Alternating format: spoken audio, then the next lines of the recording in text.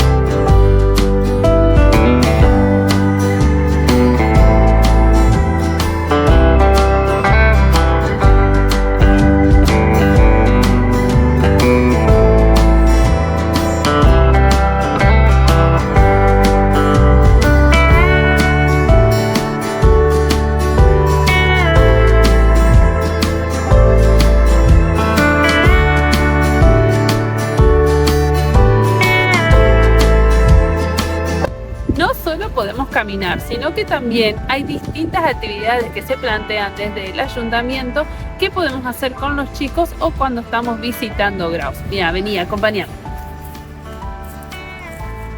Tenemos estos códigos QR que nos dan información sobre la flora y la fauna que podemos encontrar aquí en Graus. Por ejemplo, acá nos habla sobre el sauce blanco y así podemos seguir haciendo este camino y encontrando un poco más de información.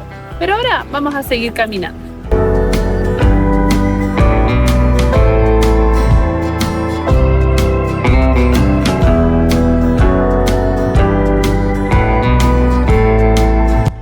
este río, en su constante devenir, el que aporta a Graus una energía única y particular, una energía que fluye a través de sus calles, sus plazas y sus paisajes, invitando a sus habitantes y visitantes a sumergirse en la belleza y la tranquilidad que solo la naturaleza puede brindar.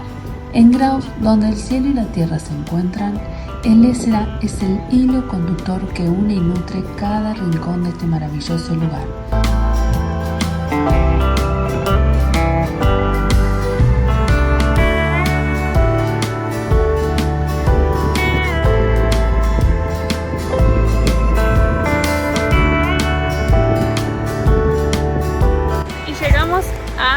Final de este recorrido, el recorrido que les quería mostrar hoy, en mi parte favorita, donde me voy a sentar un ratito a disfrutar y a recibir la energía que me da el río Éssera en constante movimiento.